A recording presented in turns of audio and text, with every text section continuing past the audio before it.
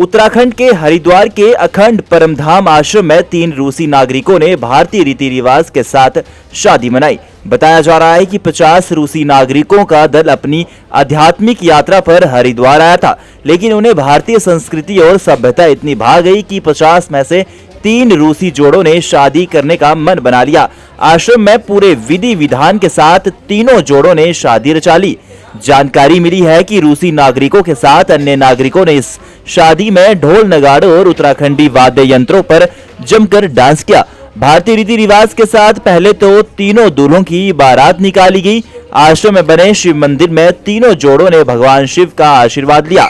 शादी रचाने वाले जोड़ों के साथ अन्य रूसी नागरिकों ने भी शादी में खूब एंजॉय किया। विवाह संस्कार में जहां दूल्हों ने भारतीय शेरवानी पहनी और वहीं दुल्हनें भी भारतीय लहंगों में सजी धजी नजर आई।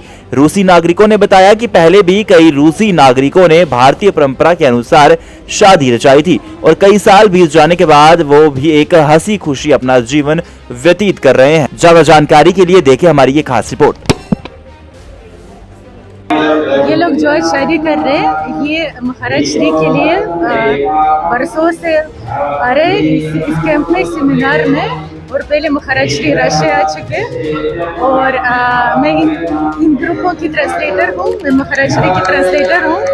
तो पहले महाराज श्री रूस में देखा जो लोग शादी कर रहे हैं, तो बोल रहे थे इनको कि आशीर्वाद, हमारे कंट्री में आशीर्वाद दे रहे हैं कि साथ साथ जन्म साथ रहेंगे।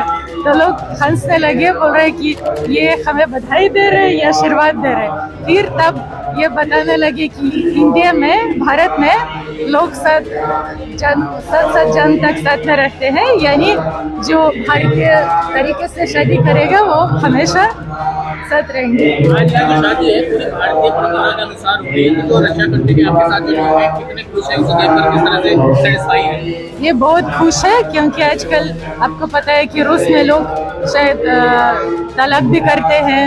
इतने ये यानी ये जितने भी इधर लोग हैं, ये स्पिरिचुअल पाथ पे यानी ये मेडिटेशन कर रहे हैं और महाराज श्री के लिए आए हैं। इसलिए ये ऐसी शादी करना चाहते हैं कि जिंदगी भर साथ रहे, खुश रहे, जिसे महाराज श्री ने कहा शिव और पार्वती जैसे। साथ में नहीं रहते तो ये कैसे साथ में रहेंगे? कैसे इन्होंने एक साथ रहने का भूल है? कैसे साथ में रहने का निर्णय किया? पहले भी एक शादी हुई थी, कई वर्षों से साथ में हैं, तो ये भी इंस्पायर्ड है। जी, ये आपने देखा है कि उधर एक 2 लोग हैं जो पहले भारतीय संस्कार के अनुसार जिन लोगों ने शादी की है और अभी ये 10 साल से साथ में है।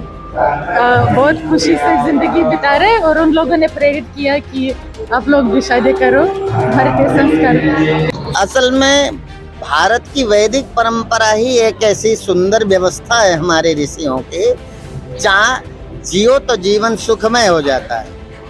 असल में ये लोग पहले चले तो इन्हें अकेले सुख लगता था, अब इतना अकेले हो गए कि इन्हें लगता है वो कौन सी संस्कृति हो जिससे हम एक हो सके। आज ये वैदिक परंपरा से प्रभावित होकर एक रहने का, एक कैसे रहें, इस एक रहने के संकल्प के लिए खोजते हुए, ये तो गुरुदेव की कृपा है कि गुरुदेव रूस जाते रहे, गुरुदेव की विद्या से प्रभावित होकर वो भारत आते हैं ध्यान साधना सीखने, पर उनको लगा कि नहीं, आज हमें इकट्ठे रहने की जरूरत है। शरीर एक दिन बूढ़ा होता है, हमारा भी अपना कोई हो, हम अकेले मरते रहते हैं, कोई हमें पूछने वाला नहीं है।